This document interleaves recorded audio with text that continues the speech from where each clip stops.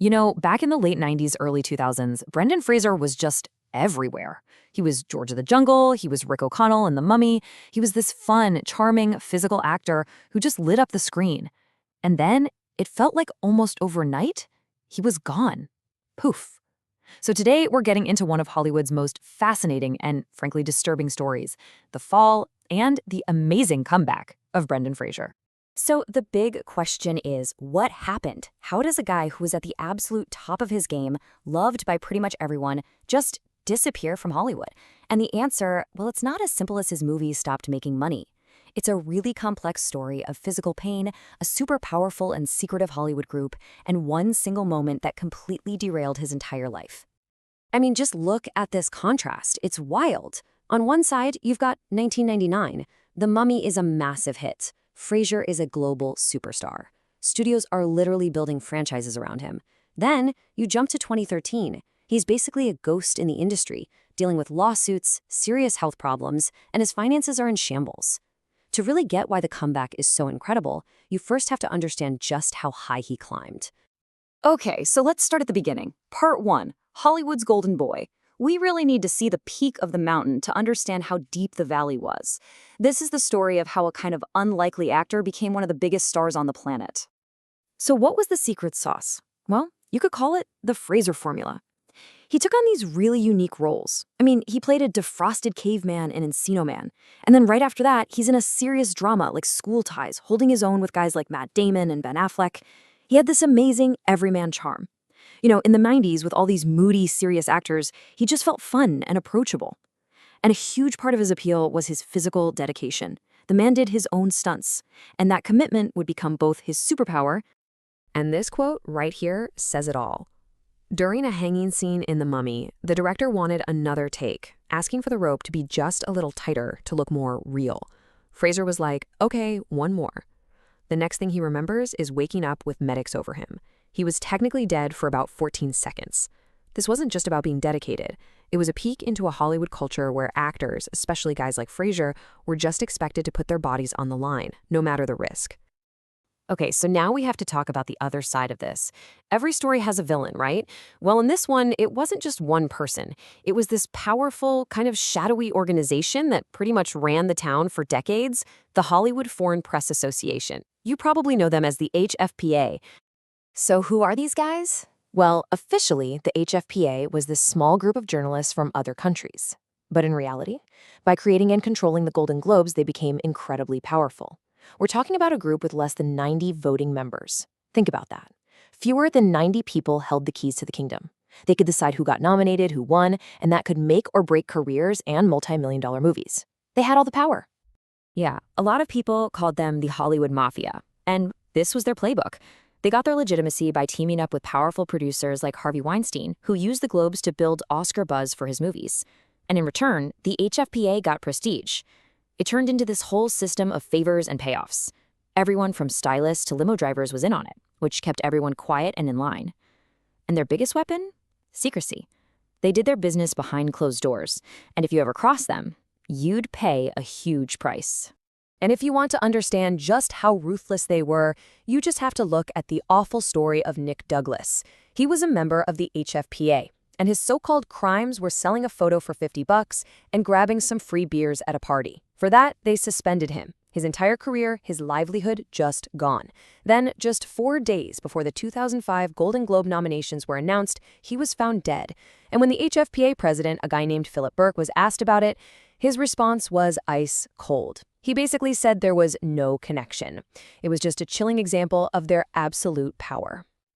And that brings us to the moment that this entire story pivots on.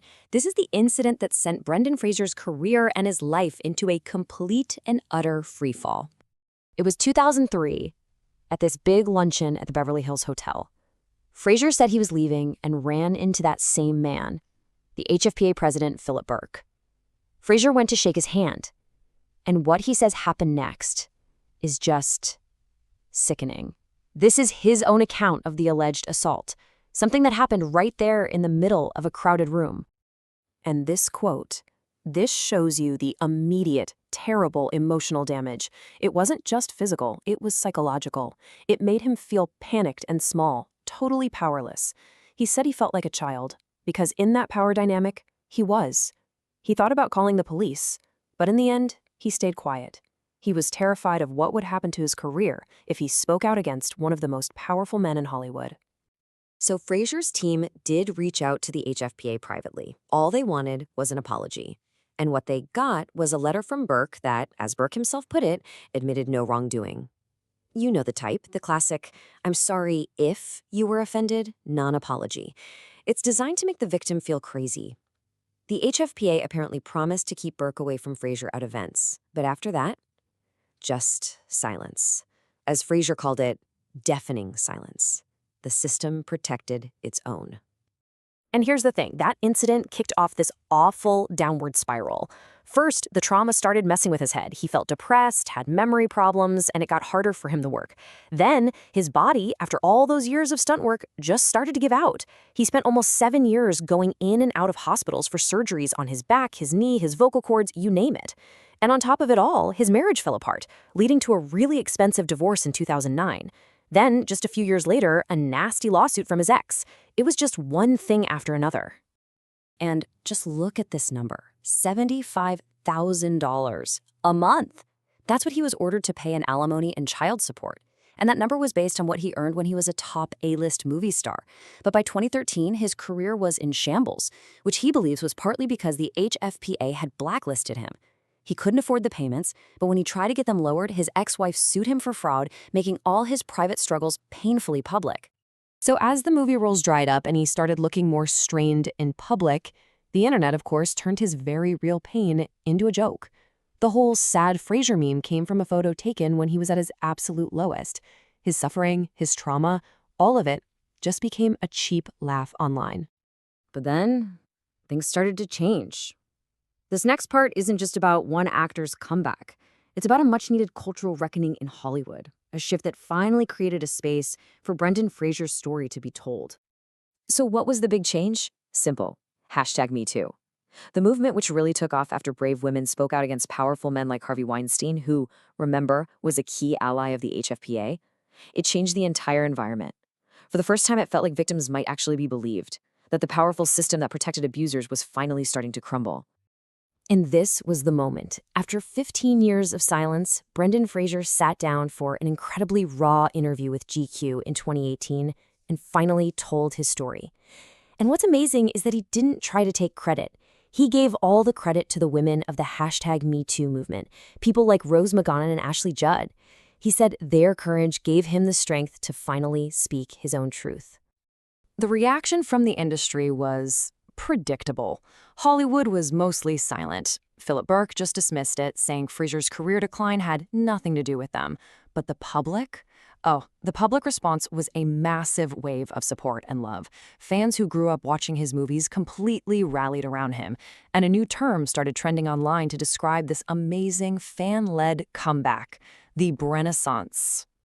And that comeback hit its peak with his role in The Whale. He played Charlie, a man who was reclusive and dealing with incredible trauma, shame, and a deep need for redemption. I mean, the parallels to Fraser's own life were just undeniable. It was this incredibly raw and vulnerable performance that you could just feel was coming from a very real place.